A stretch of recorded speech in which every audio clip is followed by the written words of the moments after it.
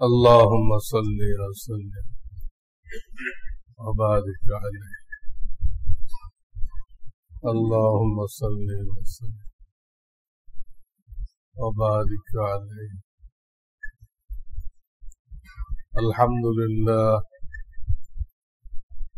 الحمد لله وكفى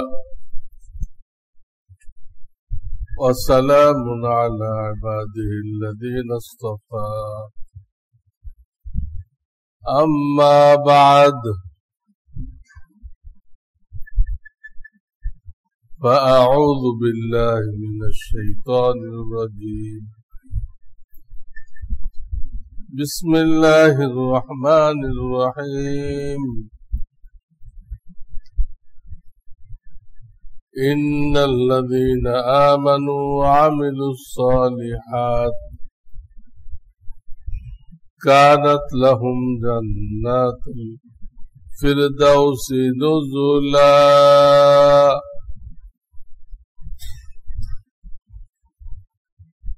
وقال النبي صلى الله عليه وسلم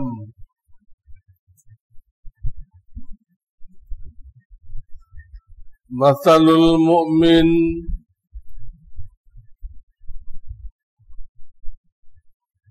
كمثل الخامة من الزرع تفيئها الرياح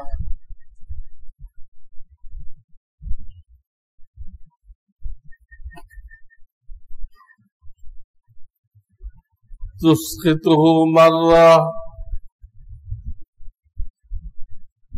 وتعدلها أخرى أو كما قال عليه الصلاة والسلام बुजुर्गान मिल्लत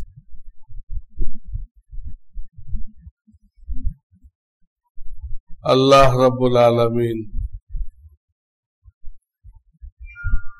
যারা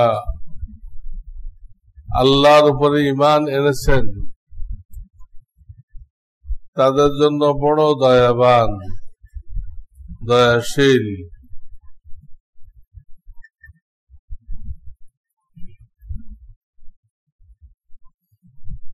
মানুষ হিসেবে আমাদের ভুল ত্রুটি হইতে থাকে কম বেশি হইতে থাকে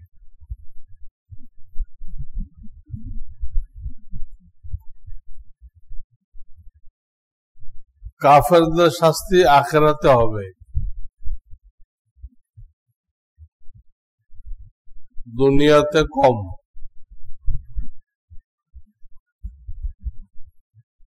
কিন্তু মুসলমানদেরটা উল্টা কাফেরের উল্টা তাদের দুনিয়াতে শাস্তি বেশি হবে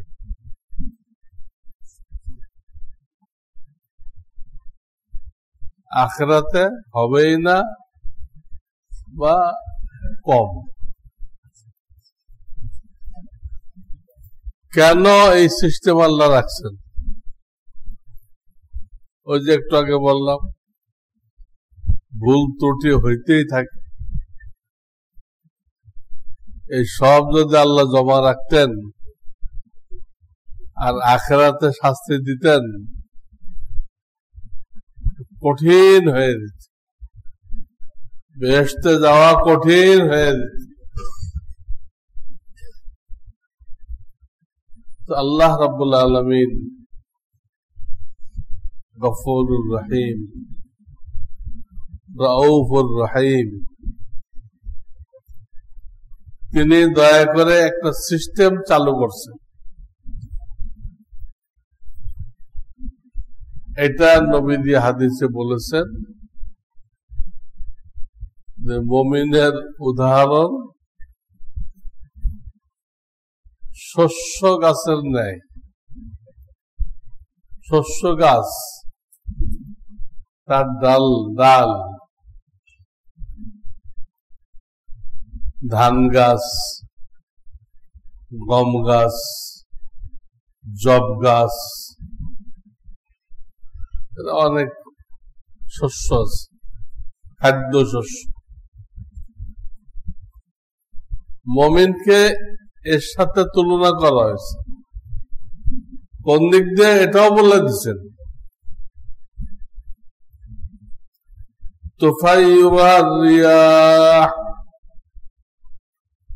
বাতাস এটাকে হেলাইতে থাকে। এই ধান গাছ গম গাছকে হেলাইতে থাকে, একবার এদিক দিয়ে আসে, উত্তর দিক দিয়ে, দক্ষিণ দিক বাঁকা হয়ে যায়, আবার দক্ষিণ দিক দিয়ে আসে, উত্তর দিকে বাঁকা হয়। এই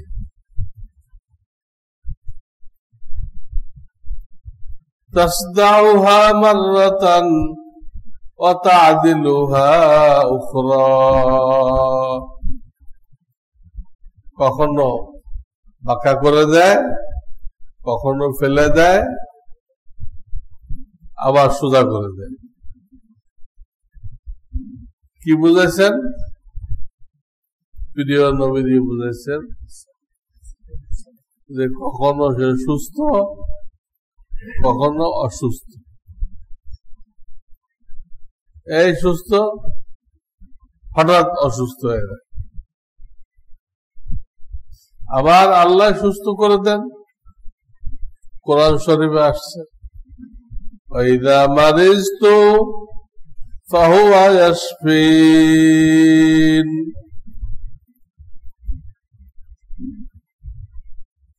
আমি যখন অসুস্থ হয়ে যাই, একজন নবীর কথা,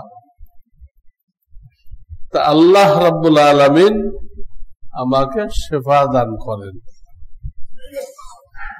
কোন ডাক্তার, কবিরাজ, কোন ঔষধ অনেকে গ্যারান্টি দিয়ে চিকিৎসা করে না, জায়েজ নেই। যেহেতু শেফার মালিক একমাত্র আল্লাহ, আপনি গ্যারান্টি দেওয়ার কে? আপনার নিজের কোনো গ্যারান্টি আছে? কালকে আপনি দুনিয়ায় থাকবেন, আর একজনের গ্যারান্টি দিচ্ছে? শেফা আল্লাহ দেয়।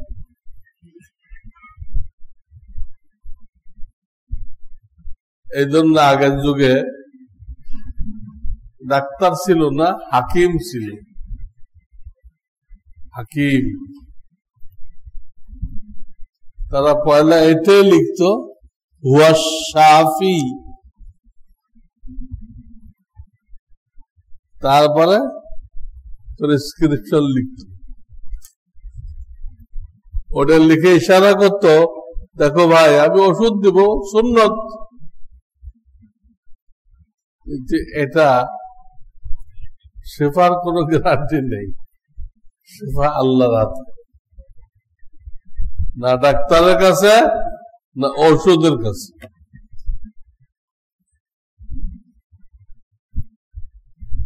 আমাদের বডিরা তো ন্যাচারাল ভাবে হয়েছে, এটাকে আমরা মেরামত করতেছি কেমিক্যাল দিয়ে, বোকামের গোড়া এই জায়গাটায়। যেটা তৈরি হয়েছে ন্যাচারাল, এটা আপনি মেরামত করতেছেন কি দিয়ে? কেমিক্যাল দিয়ে। মেলে আরো অসুস্থ হয়ে যেতে।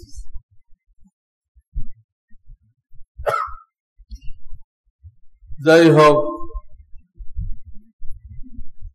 আমি বলতেছিলাম শেফা আল্লাহর কাছে, কারোর কোনো বাহাদুরি নেই। তো মুমিন কখনো অসুস্থ হবে? ওর আগে যে গুনাহগুলো তার হয়ে গেছে, এই অসুস্থতা দ্বারা আল্লাহ সব ধুয়ে মুছে একদম পরিষ্কার করে দিবে। গুনাহ থেকে এমন ভাবে সে উঠবে, এই রোগের থেকে তার গুনাহ বাকি নেই, গুনাহ বাকি নেই।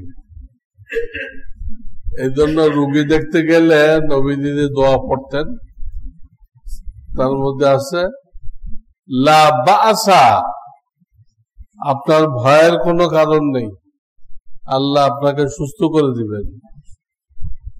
সান্ত্বনা দেওয়া, রোগীকে সান্ত্বনা দেওয়া। আমরা তো অধিকাংশ লোক যাই না, আর গেলেও কি করতে হবে তা জানি না।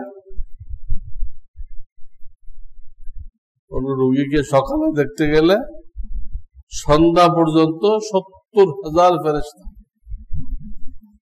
দোয়া করে। আবার যদি বিকালে যায়, সামনে যে রাত আসতেছে, পুরা রাত 70,000 ফেরেশতা ওই ব্যক্তির জন্য ইস্তেগফার করে। স্বয়ং নবীজি সাল্লাল্লাহু আলাইহি সাল্লাম রোগী দেখতে যাইতেন। কোন সাহাবী অসুস্থ হইলে দেখতে যেতেন, যে কি করবে? সালাম করবে। সালাম মানে তো শান্তি। 2 নম্বর, এটা দোয়া পড়বে 7 বার। আসআলুল্লাহাল আযীম রাব্বাল আরশিল আযীম আইয়াশফিয়াক। হাদিস আসছে এই দোয়া। এবং একথা আছে ওখানে, যদি তার মৃত্যুর টাইম না হয়ে থাকে তো এই দোয়ার বরকতে অবশ্যই সে সুস্থ হয়ে যাবে। মৃত্যুর টাইম আসলে তো এই দোয়ার কারণে হায়াত বাড়বে না। এই দোয়াটা পড়তে হবে। হাসপাতালে বিভিন্ন খানে এই দোয়াটা লিখে রাখা উচিত। কেউ অসুস্থ হলে তার কাছেও লিখে রাখা উচিত। যারা আসে বকল, বস্তা বস্তা আবর্জনা সার্টিফিকেট দিছে, আবর্জনা সার্টিফিকেট, কিন্তু সুন্নত সম্পর্কে কিছুই জানে। তারা জানলো যে এটা পড়তে হবে 7 বার। তারপরে কি পড়তে হবে? লা বাসা, আপনি কোনো চিন্তা করবেন না, আল্লাহ সুস্থ করে দেবেন। তহুরুন আয় আনতা তহুরুন, আপনি এই অসুস্থতার দ্বারা গুনাহ থেকে একদম ফ্রেশ হয়ে যাবে। আনতা তহুরুন আয় আনতা মুতাহহারুন। বুঝা গেল? মুমিনের পুরা জিন্দেগি এই ভালো, এই মন্দ, এই ভালো, এই গুনাহ হয়। জামা কাপড় কি হয়? ময়লা হয়, ধোয়, পরিষ্কার হয়ে যায়, আবার ময়লা হয়, আবার ধোয়। আপনার জামা কাপড়ের যে হালাত, আপনার বডির ওই হালাত, এটা আল্লাহ সাফ করতে থাকে। ইহা তাকে এমনকি আপনাকে ফ্রেশ অবস্থায় কবরে নিয়ে যায়। আপনার আমল নামায় কোনো গুনাহ নেই, ধুয়ে মুছে সাফ। কত বড় দয়ালু! ওই হাদিস আছে, কিন্তু যারা আল্লাহর কাছে প্রিয় না তাদের অবস্থা এরকম না। তারা সবসময় সুস্থ সুস্থ সুস্থ সুস্থ। একবার অসুস্থ হবে, শেষ, উঠবে না। ওখান থেকে কবরে, ওখান থেকে কবর। ওর গুনাহ খাতা আল্লাহ পাক সাফ করেন না। সব আখিরাতে বোঝাপড়া হবে। এই জন্য কাউকে দোষ দিয়ে লাভ নেই। আমরা প্রত্যেকে নিজের ফিকির করি যে আমার মধ্যে কি কি গুনাহ আছে, শরিয়াতে কত বিধান দিছে, একদিক দিয়ে এর সারমর্ম বের করলে 6টা হয়। বলছি না বারবার, ঈমান আকীদা ঠিক করো, ইবাদত, হালাল রিজিক, বান্দার হক, আত্মশুদ্ধি, দাওয়াত ইলাল্লাহ। আরো সংক্ষেপ করলে 2টা হয়, ঈমান, আমল। কিছু কলবের সাথে সম্পর্ক, ওটা ঈমান। সঠিক বিশ্বাসের নাম, কলবে বসানোর নাম ঈমান। আর গলত গুলো হলো শিরক, কুফর, নিফাক, গলত গুলো। তো কিছু হলো কলবের সাথে সম্পর্ক, এটার নাম ঈমান। আর কিছু অঙ্গ প্রত্যঙ্গের সাথে সম্পর্কিত, এটা হলো আমল। তো পুরা দিন ইসলামকে সারমর্ম বের করলে প্রথম হয় 6টা, ওখান থেকে হয় কয়টা? 2টা। এই জন্য বিভিন্ন আয়াতে এই 2টাই বলা হয়। আমি ভূমিকায় আয়াতটা পড়ছি, 2টাই বলা হয়েছে। ইন্নাল্লাযীনা আমানু ওয়া আমিলুস সালিহাতি কানাত লাহুম জান্নাতুল ফিরদাউসি নুজুলা খালিদিনা ফিহা লা ইয়াবগুনা আনহা হিওয়ালা। 2টা। কলবের সাথে যেটা ঈমান, যার উল্টা হলো কুফর, শিরক। ঈমানের উল্টা যেটা, এই ভুলটা ক্ষমাযোগ্য না। যদি দুনিয়াতে সে ঠিক করে তওবা করে না আসে, আখিরাতে আল্লাহ মাফ করবেন না। আল্লাহ শক্তি আছে মাফ করার, করবেন না। কোরআনে জানাই দিয়েছেন, ইন্নাল্লাহা লা ইয়াগফিরু আন ইউশরাকা বিহি শাইআ ওয়া ইয়াগফিরু মা দুনা যালিকা লিমান ইয়াশা। এই আয়াতে জানাই দিয়েছেন মাফ করবেন না। ঈমান আর উল্টা যেটা, আর আমলের উল্টা যেটা, একে বলে ফাসিকি কাজ, একে বলে গুনাহের কাজ, নাফরমানি। সে তওবা করলেও মাফ হবে, আবার বিভিন্ন নেক কাজ দ্বারাও মাফ হয়। নেক কাজের দ্বারাও কি হয়? অনেক গুনাহ মাফ হয়ে যায়।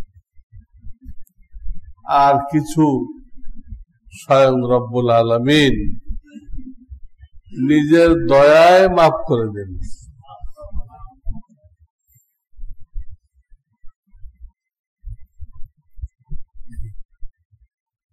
দুটোটার হুকুম বলে দিলাম। কলবেরটা উল্টা হলে কি হবে? আখিরাতে মাপ নেই। শরীরেরটা উল্টা হলে এটা যদি মাপ পাওয়া গেল আল্লাহর রহমতে ভালো, তা না হলে সাময়িক তাকে দোজখে যাইতে হবে। সাময়িক, স্থায়ী না। কোন ইমানদার স্থায়ীভাবে দোজখী হইতে পারে না। দোজখ থেকে লাখো কোটি লোক বেহেশতে যাবে, তাদেরকে আর বেহেশতে বের করা হবে না। কিন্তু একজনও পয়লা বেহেশতে গেছিল, ওইখানে দোজখে আনা হবে না। আল্লাহর এখানে এই সিস্টেম নেই, জান্নাতীকে দোজখে আনা হবে না। বহু দোজখীকে কোরআনের সুপারিশ, নবীদের সুপারিশ, ওলামাদের সুপারিশ, শহীদদের সুপারিশ, এই বিভিন্ন সুপারিশ দ্বারা এদেরকে আল্লাহ তাআলা মুক্তি দিবেন। শাফাত মানতে হবে।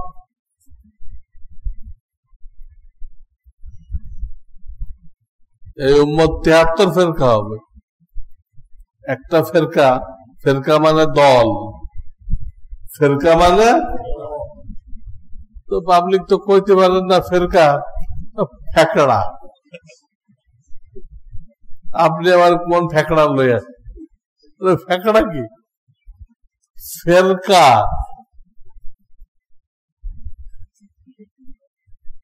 একদম তার ধর্ম সম্পর্কে একদম বকল, একটা শব্দ সই করতে পারবে।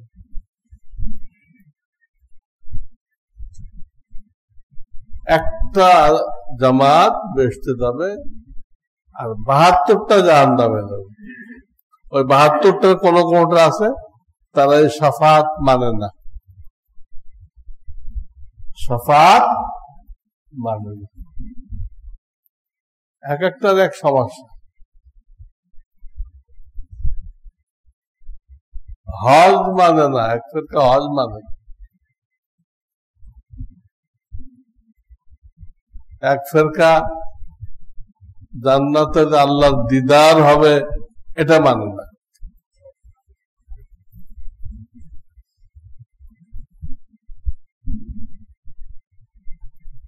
তো নবীজি আমাদেরকে সতর্ক করছেন, আমলের ত্রুটি তো ক্ষমাযোগ্য।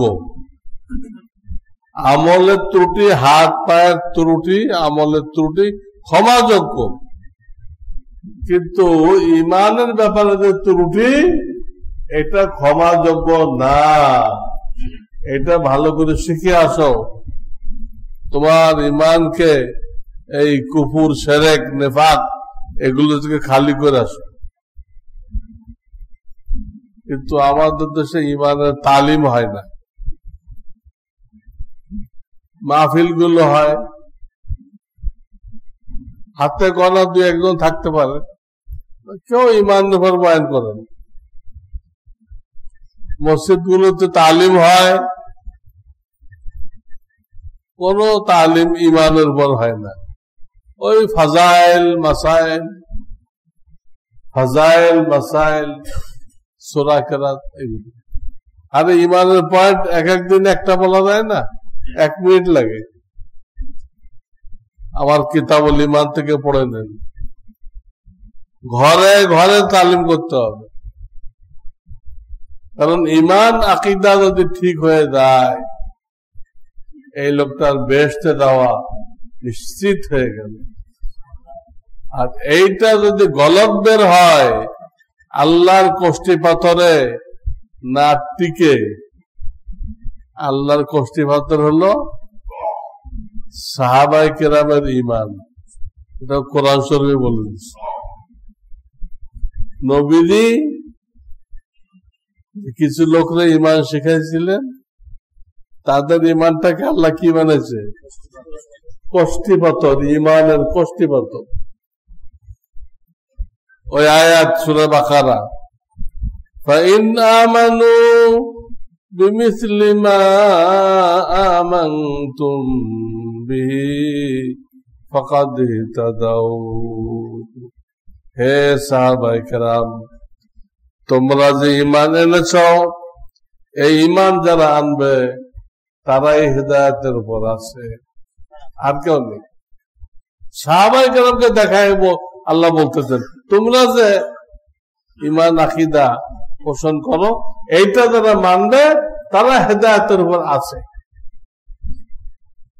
অথচ এখন ইসলাম কায়েম করতেছে কিছু লোক, এই সাহাবায়ে কেরামকে জবাই করে, যাদেরকে আল্লাহ বানাইছে কষ্টি পাথর, তাদেরকে জবাই করে, তাদের সমালোচনা করে, দোষ চর্চা করে কিছু লোক ইসলাম কায়েম করতে চায়। কি ইসলাম হবে? ওই টাঙ্গাইলের ওই এ দিয়ে ইসলাম, টাঙ্গাইলের ইসলাম হবে? বাইজিদ পান্না, হ্যাঁ, সারাদিন বিড়ি খাইত, হোমিও ডাক্তারি করত, বিড়ি খাওয়ার ঠেলায় তার নাকি আসল ইসলাম বুঝে আসছে। কোন আলেম আসল ইসলাম পায় না, হে পাইছে। কত বড় ইবলিস! এ তো চলে গেছে দুনিয়ার থেকে। আকিদা নিয়ে গেছে জাহান্নামে দেওয়ার আকিদা, কিন্তু তার দল তো এখনো চলতেছে। হিজবুত তাওহীদ, হিজবুত তাওহীদ, এই বিড়ি খানেওয়ালা ইসলাম, ইসলামের দল। বেকার বেকার। সহি ইসলাম হক্কানি ওলামারাই পাইছে, তার কথা গলত। কারণ নবীজি নিজে সাক্ষী দিয়ে গেছে, আমি যে দিন আনছি এটা ওলামাদের দ্বারা টিকে থাকবে কিয়ামত পর্যন্ত। হক্কানি ওলামায়ে কেরাম দ্বারা টিকে থাকবে, আর কারোর দ্বারা না। কোন হাজি নেই, কোন গাজী নেই, কোন মুবাল্লিগ নেই, কেউ নেই, কারোর নাম বল নেই।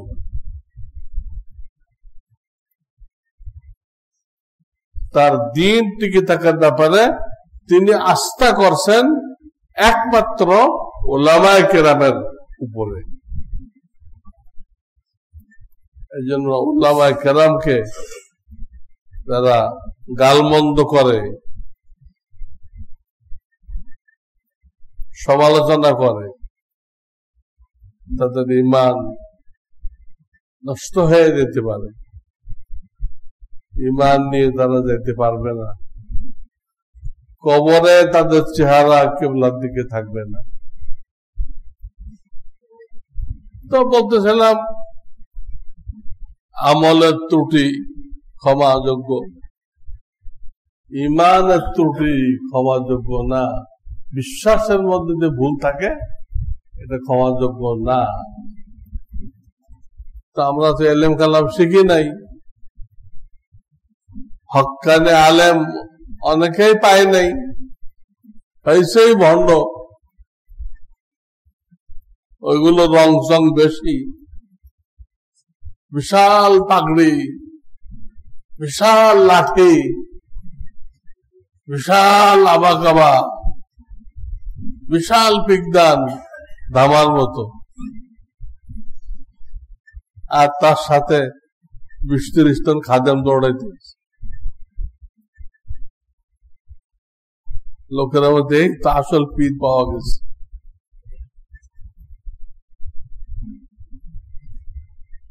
এলেমের দৌড় সল্লুওয়ালা পর্যন্ত, সল্লুওয়ালা গীত গাওয়া আর সল্লুওয়ালা এই পর্যন্ত। উল্টা পাল্টা কিস্সা বলে ইমান নষ্ট করে দিচ্ছে। তো এ অনেক উল্টা পাল্টা আমাদের মধ্যেও থাকতে পারে। এজন্য আমি কয়েকটা জাল হাদিস আমি বলে দিব, আপনারা মেহরবানি করে কেউ মনক্ষুণ্ণ হবেন না, মনক্ষুণ্ণ হবেন না। আমার কাছে পরবর্তীতে দলিল চাইবেন যদি লাগে যে এটা জাল হাদিস কেন, কোন কিতাবে লিখছে, দলিল চাইবেন। অথবা ঢাকাতে বড় বড় মাদ্রাসা আছে, আপনাদের পাশে মালিবাগ আছে, চৌধুরী পাড়া আছে, মাখজানুল উলুম কোন জায়গায়, খিলগাঁও না তালতলা, এখানে আছে। ফরিদাবাদও কাছে, ফরিদাবাদ কাছে, ঢালকানগর কাছে, হালকানগর আছে কেন, যত যাত্রাবাড়িও কাছে।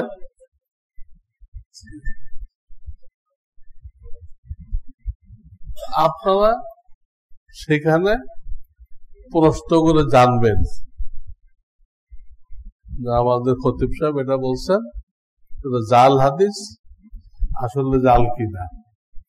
সার কথা, কারো কথা রাগ হইতে নেই, যাচাই করতে হয়। যাচাই করে যদি সত্যি ভুল হয়ে থাকে তখন এসে বলেন, হুজুর আপনার কথা তো অন্য আলেমরা মানতেছে না, ঠিক না, আপনার কাছে কি কৈফিয়ত আছে। আমি কয়েকটা বলতেছি জাল হাদিস, যদি কারো মধ্যে থাকে সে তওবা করে নেবে, তাকে ছেড়ে দিবে। একটা হলো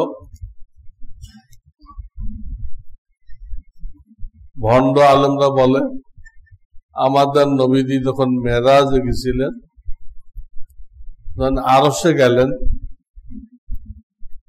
তো আরশে তো আসলে যায় নাই, সিদরাতুল মুনতাহা।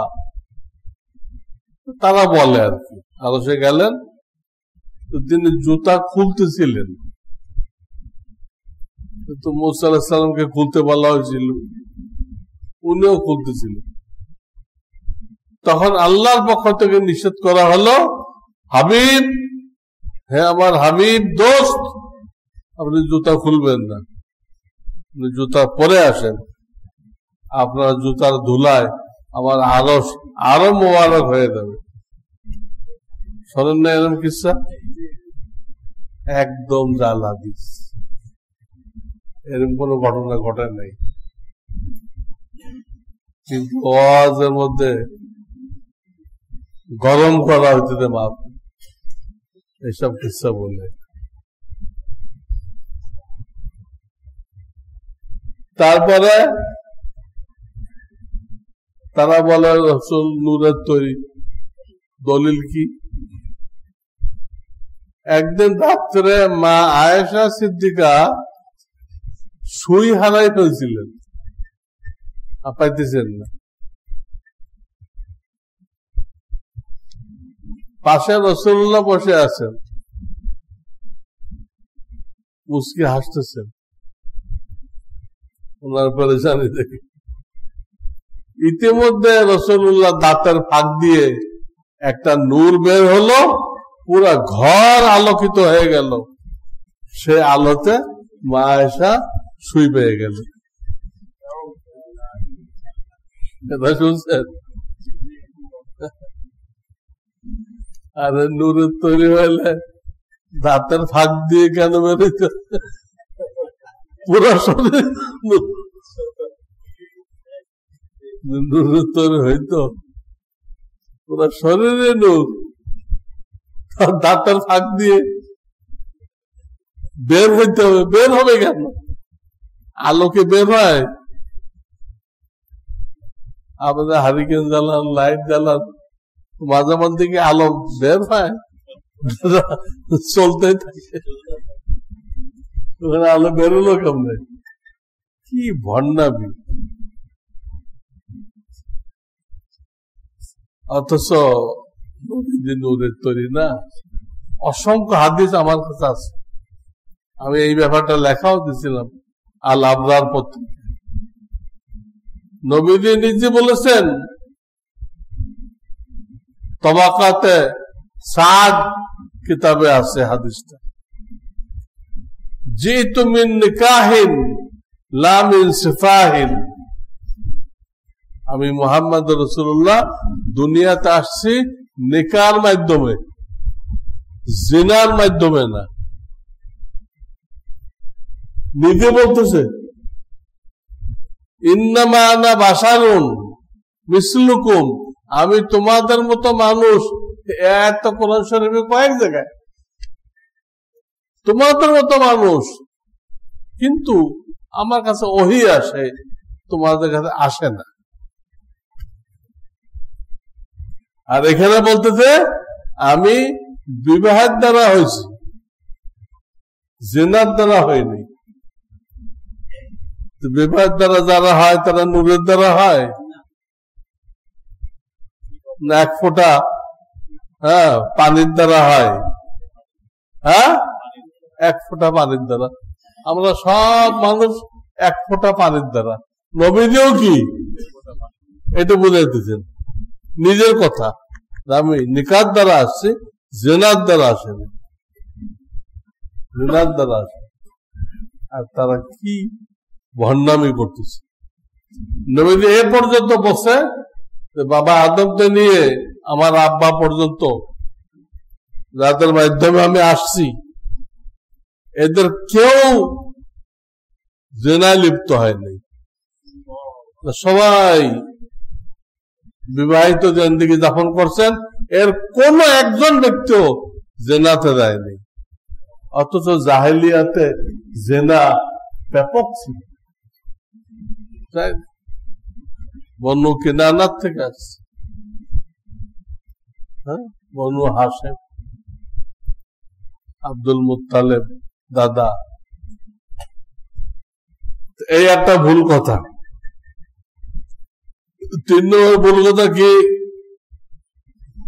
একটা হাদিস তৈরি করছে, লাউলা কালামা খালাকতুল আফলাক, আপনাকে না বানাইলে আমি আসমান জমিন কিছুই বানাইতাম। শোনেন নাই?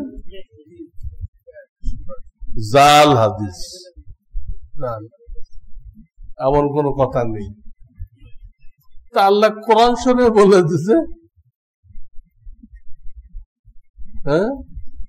খালাকতুল জিন্না ওয়াল জিন্না ওয়াল ইনসা ইল্লা লিয়াবুদুন, আমি জিন ইনসানকে পয়দা করেছি আমার ইবাদতের জন্য। অন্য আয়াতে আছে আমার মহাব্বতের জন্য। আমিও তাদেরকে মহাব্বত করব, তারাও আমাকে মহাব্বত করবে। তো আল্লাহ পরিষ্কার বলল, আমি তৈরি করছি একটা খাস উদ্দেশ্য নিয়ে, ইবাদত করার জন্য তো ফেরেশতাও ছিল। তো ফেরেশতার তো গুনাহ করার যোগ্যতাই নেই, আমাদের ভিতরে গুনাহ করার যোগ্যতা আছে, তারপর আল্লাহর মহব্বতে, আল্লাহর ভয়ে আমরা করি না। এইটা আল্লাহর কাছে খুব দামি। কি জন্য তৈরি করছে আল্লাহ কই দিছে, ওটার কি অর্থ?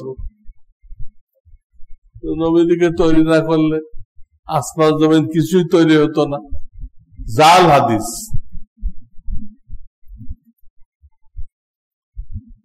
নবীজির ছায়া ছিল কিনা এই ভণ্ড লোকেরা প্রচার করে, নবীজি নূরের তৈরি, নূরের কোনো ছায়া হয় না। জাল হাদিস। বিভিন্ন সহিহ হাদিসে নবীজির ছায়া ছিল প্রমাণিত।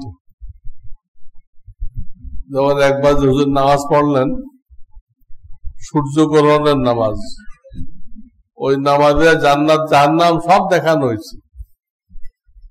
তো নামাজের পরে তিনি বলছেন, যখন আমাকে জাহান্নাম দেখানো হলো, তো জাহান্নামের আগুনের মধ্যে বা আগুনের আলোর মধ্যে আমি আমার ছায়াও দেখতে পাইলাম, তোমাদের ছায়াও দেখতে পাইলাম। আমার ছায়াও দেখতে পাইলাম, তোমাদের ছায়াও দেখতে পাইলাম। ছায়া নেই, এ কথার কি অর্থ? এটাকে কোনো ফজিলতের জিনিস, এটা না হলে ফজিলত হবে না। তাদের এটা জাল হাদিস, কেউ বিশ্বাস করবেন না।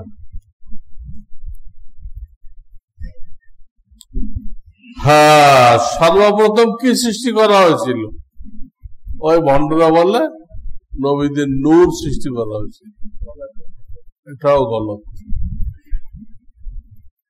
এটা গলত কথা, জাল হাদিস। সর্বপ্রথম কি তৈরি করা ছিল? কয়েকটা হাদিস আছে, এর দ্বারা বোঝা যায় প্রথম পানি তৈরি করা হয়েছে, পানির উপরে আরস তৈরি করা হয়েছে, তারপরে লৌহ কলম তৈরি করা হয়েছে। এইগুলোরও প্রথম সৃষ্টি পানি, আরস, লৌহ, কলম। কিন্তু নবীদের নূর এর কোন সহিহ হাদিস নেই, কোন সহিহ হাদিস নেই। বিভিন্ন হাদিসে বা আয়াতে নূর বলা হয়েছে নবীদিকে, সেই নূরের অর্থ হলো নূরে বাতেনি, অর্থাৎ তিনি পথ প্রদর্শক, এই লাইটের নূর না। কোথাও কোথাও নূর বলা হয়েছে, সেই নূর মানে কি? তিনি উম্মতকে অন্ধকারে ভরা, দুনিয়াটা অন্ধকারে ভরা, উনি জান্নাতের রাস্তা দেখাই দিচ্ছেন, সেই হিসেবে কি বলা হয়েছে?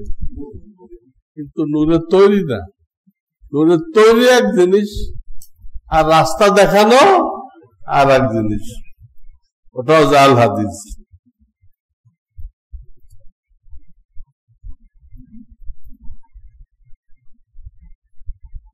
নবীজি নবী হয়েছেন আগে না আদম আলাইহিস সালাম আগে? কিছুদিন আগে এটা নিয়ে খুব তুলকালাম বহাস হয়েছে, সব জাহেলরা মিলে এটা নিয়ে খুব। ওই যে একটা হাদিস আছে,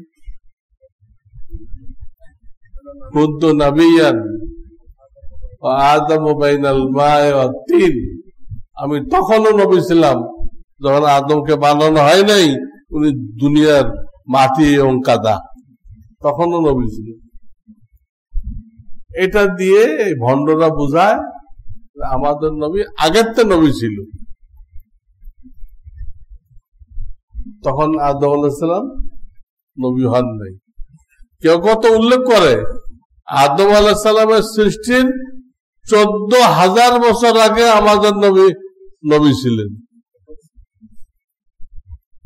নবী ছিলেন, তাহলে উনি দুনিয়া আসার পরে 40 বছর বয়সে আবার দেওয়া হলো কেন?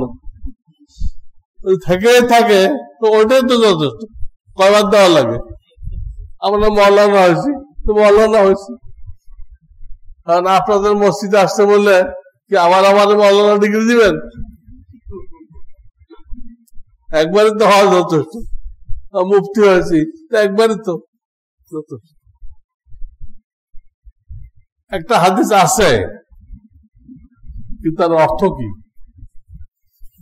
অর্থ নেই, আদম আলাইহিস সালামকে বানানোর আগে লৌহে মাহফুজে আমার নাম লেখা ছিল মুহাম্মদ খাতামুন নবিয়্যিন। আমি নবী ছিলাম না, আমি হই নাই, আমার কিছুই হয় নাই, কিন্তু আমার নাম আল্লাহ আগের থেকে লৌহে মাহফুজে লিখে রাখছেন যে মুহাম্মদ সাল্লাল্লাহু আলাইহি ওয়াসাল্লাম নামে একটা লোক আসবে, তিনি কি খাতামুন নবিয়্যিন, সমস্ত নবীদের শেষ।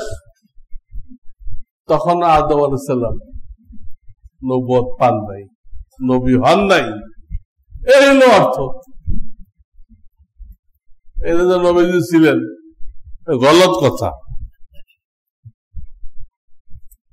সুলাইমান আলাইহিস সালাম পুরা বিশ্বকে আল্লাহ থেকে পাশ করাইলেন, এক ওয়াক্ত দাওয়াত খাওয়াইবেন। বহু খানা তৈরি করা হলো, সমুদ্র থেকে মাছ মুখ বের করে দিল, দিলে তার এক লুকমা হলো, দিলে মাছ তো যায় না, কি খানা দেওয়া হলো, যাও খানা তো দেওয়া হয়েছে।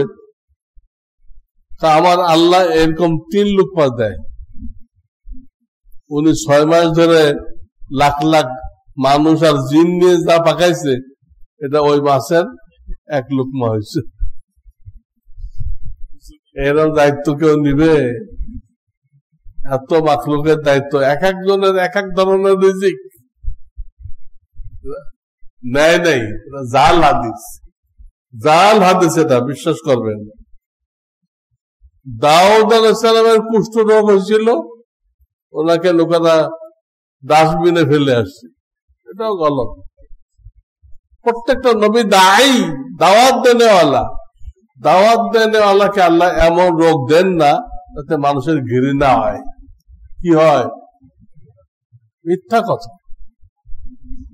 ওনার স্ত্রী চুল বিক্রি করছিল, খাওয়ার কেস ছিল না, সব ভুল, জাল হাদিস।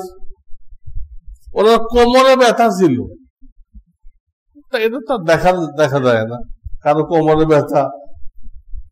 আমি আগের সময় হাঁটুতে ব্যথা পাইলাম, হাঁটুর ব্যথা আপনারা দেখতে পেয়েছিলেন? দেখা যায় না, ওটা জাল হাদিস। কুষ্ঠ রোগ ছিল, জাল হাদিস। হ্যাঁ, আইয়ুব আলাইহিস সালাম কুষ্ঠ রোগ হয়েছিল, ওনার সব বিবিরা চলে গেছিল, এটা জাল হাদিস। জাকারিয়া আলাইহিস সালাম গাছের আশ্রয় ছিলেন কাফেরদের থেকে তাড়া খেয়ে,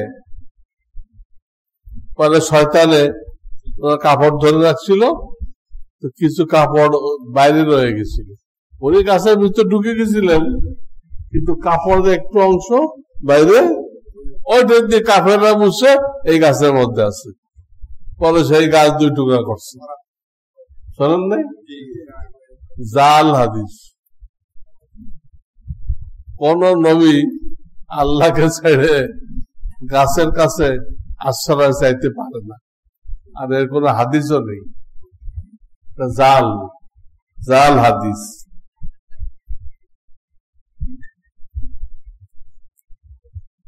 হযরত বেলাল শিন উচ্চারণ করতে পারতো না, আসাদু বলতো, তাই ওনাকে আযান থেকে বিরত রাখা হয়েছিল। পরে আল্লাহর পক্ষ থেকে আওয়াজ আসলো, ফেরেশতা আসলো, মসজিদে আযান কেন হইতেছে? নবীজি বললেন, হ্যাঁ হয়তো, না কোন আযান তো লহে মাহফুজে যায় না। পরে আবার ওনাকে বল করা হলো, কত রং চড়ানো হয়েছে, এটা জাল বর্ণনা। অথচ হাদিস কোরআনে পাওয়া যায় উনি, ওনার ভাষা খুব উচ্চাঙ্গে ছিল, উনি হাবাসার লোক, কিন্তু ওনার ভাষা ওই গ্রাম্য লোকের ভাষা না, বা এখন আরবরা যে ভাষায় কথা বলে কথ্য আরবি। আইনা তুরিদু, কোথায় যাইবা, এরা তা বলবে। এখন যারা আরবি আছে, ফেন তুরিদ এস তাবগা, আইয়ু শাইইন তাবগা, আইয়ু শাইইন বলুন, এস তাবগা, কথ্য উনি খুব উচ্চাঙ্গের বলতেন। উহুদের যুদ্ধে নবীদের দাঁত ভেঙে গেছিল একটা নিচে, এটা শুনে প্রসিদ্ধ তাবী, যিনি মায়ের খাতিরে নবীদের মোলাকাত পান নাই, তিনি জানতে পারেন নাই কোনটা ভাঙছে, তাই তিনি সবগুলো দাঁত ভেঙে ফেলছিলেন। শোনেন নাই? আরে কয়ে এলো, শুনছেন কিনা? বিশ্বাস করবেন না, জাল হাদিস। এইটা যদি মহব্বতের নমুনা হয়, তাহলে ওনার থেকে বেশি হকদার কে? ওনার থেকে বেশি মহব্বত করে আবু বকর, ওমর, তারা সব দাঁত ভাঙে নাই কেন? এবং এটা জায়েজ আছে কিনা?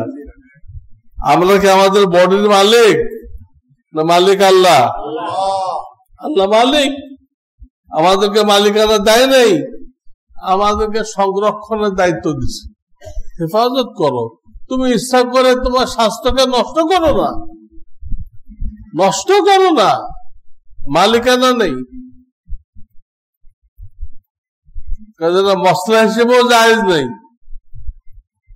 কেউ তার দাঁত ভেঙে ফেলবে, নিজের দাঁত নিজে ভেঙে ফেলবে, জায়েজ নেই। আমি নমুনা স্বরূপ কয়েকটা বললাম, যাতে আমরা সবাই আমাদের ঈমানকে হেফাজত করতে পারি। আমাদের ঈমানের ভিতরে এই সমস্ত জাল হাদিস, কুফরি কথা, শিরকি কথা আমাদের ঈমানের মধ্যে না থাকে, আল্লাহ আমাদেরকে হেফাজত করে। এই জন্য কয়েকটা বলা হলো। আমরা আল্লাহর কাছে দোয়া করি, আল্লাহ আমাদেরকে সঠিক বিশ্বাসের উপরে মওত দান করেন, যখনই ডাক দেন সহি ঈমানের উপরে। ওয়া আখিরু দাওয়ানা আনিল হামদুলিল্লাহি রাব্বিল আলামিন।